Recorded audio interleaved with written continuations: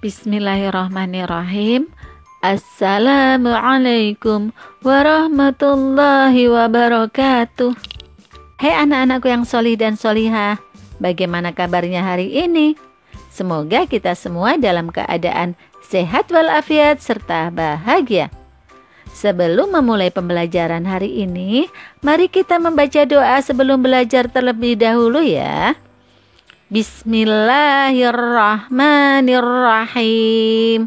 Rabbi zidni ilman nafi'a warzuqni fahman wasi'a.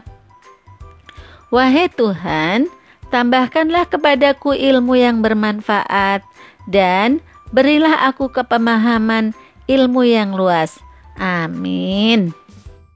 Pada hari ini kita akan mengulang pembelajaran tentang kisah keteladanan Nabi Idris dan pembiasaan doa sebelum dan sesudah belajar. Kisah keteladanan Nabi Idris alaihi salam. Nabi Idris adalah orang yang pertama menulis dan membaca ilmu perbintangan, ilmu hitung, ilmu jahit-menjahit, dan ilmu merancak kuda, serta memerangi orang-orang yang durhaka kepada Allah Subhanahu wa Ta'ala.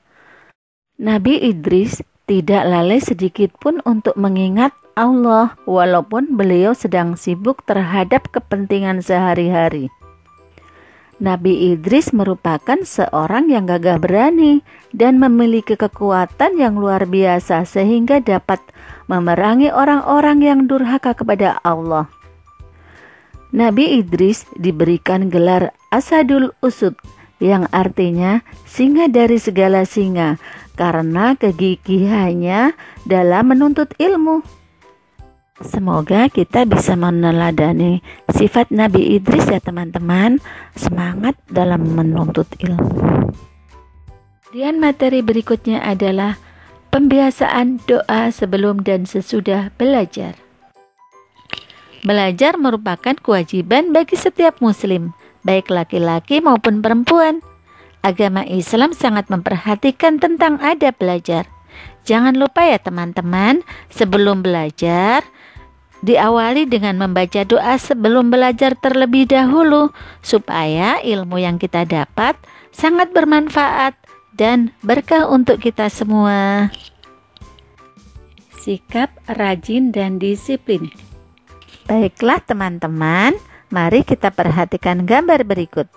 Dari gambar tersebut menunjukkan bahwa Latifah rajin belajar. Husain juga rajin belajar. Mereka belajar dengan rajin dan disiplin. Karena dengan rajin dan disiplin, Latifah dan Husain akan menjadi anak yang pintar. Begitu juga ya teman-teman, apabila teman-teman di rumah rajin dan disiplin dalam belajar, maka akan menjadi anak yang pintar. Selanjutnya adalah contoh rajin belajar. Yang pertama, tidak menunda-nunda waktu belajar. Artinya, apabila sudah masuk waktu belajar, tidak bermalas-malasan ya teman-teman, mohon disegerakan.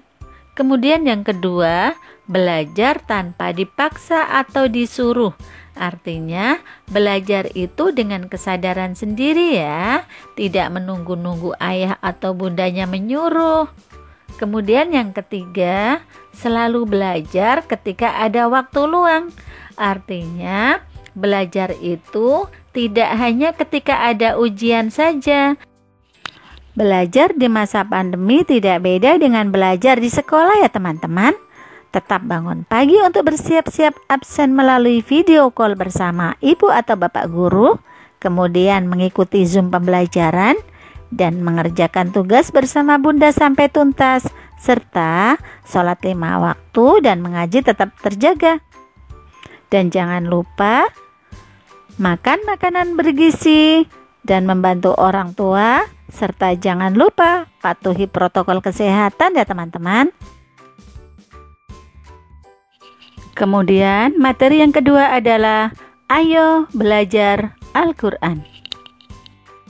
Anak-anakku yang soleh dan solehah, Pada hari ini kita akan belajar bab 7 tentang Ayo Belajar Al-Quran dengan subtema memahami pesan-pesan pokok surat Al-Ikhlas. Hadis Rasulullah mengatakan, khairukum man ta'allamal Qur'ana wa 'allamah. Sebaik-baiknya kalian adalah yang belajar Al-Quran dan mengajarkannya. Hadis riwayat Bukhari. Tujuan dari pembelajaran Ayo Belajar Al-Quran, setelah mempelajari materi ini diharapkan teman-teman bisa yang pertama, melafalkan dan menghafal surat Al-Ikhlas. Kemudian yang kedua, memahami pesan-pesan pokok surat Al-Ikhlas. Dan yang ketiga, menunjukkan bukti-bukti keesaan Allah berdasarkan pengamatan terhadap dirinya dan makhluk ciptaannya di rumah dan di sekolah. Baiklah teman-teman, mari kita bersama-sama melafalkan bacaan surat Al-Ikhlas. A'udzu billahi minasyaitonir rajim. Bismillahirrahmanirrahim. Qul huwallahu ahad, Allahus samad, lam yalid wa lam yulad, wa lam yakul lahu kufuwan ahad. Shadaqallahul azim. Alhamdulillah, teman-teman sudah hafal semua ya surat Al-Ikhlas. Mari kita lihat kandungan yang terdapat dalam surat Al-Ikhlas ya teman-teman. Surat Al-Ikhlas berarti memurnikan keesaan Allah. Surat yang ke-112 dalam Al-Quran, terdiri dari 4 ayat. Surat Al-Ikhlas tergolong dalam surat Makkiyah karena diturunkan di kota Mekah. Baiklah teman-teman, mari kita lihat pesan-pesan pokok yang terdapat dalam surat Al-Ikhlas. Surat Al-Ikhlas menegaskan tentang keesaan Allah. Mari kita lihat arti surat Al-Ikhlas ya teman-teman, dari ayat 1. Qul huwallahu ahad. Artinya, katakanlah, dialah Allah yang Maha Esa. Artinya bahwa Allah itu Esa, Allah itu tunggal, Allah itu satu, Allah itu ahad ya teman-teman. Nah, kemudian arti yang kedua, Allahus Somad, yang artinya Allah adalah Tuhan yang bergantung kepadanya segala sesuatu. Di sini mengandung arti bahwa hanya kepada Allah kita bergantung. Hanya kepada Allah kita meminta segala sesuatu. Hanya kepada Allah kita meminta pertolongan ya teman-teman. Kemudian arti yang ketiga, lam yalid wa lam yulad. Dia tidak beranak dan tidak pula diperanakkan. Bahwa Allah itu berdiri sendiri ya teman-teman. Allah tidak memiliki anak. Allah tidak pula diperanakkan ya, tidak dilahirkan, seperti itu teman-teman. Kemudian yang keempat, walam yakul lahu kufuwan ahad, dan tidak ada yang setara dengan dia. Artinya bahwa keberadaan Allah itu tidak ada satu makhluk pun yang menyamainya ya teman-teman. Itu sebabnya kita harus yakin bahwa Allah itu Maha Esa.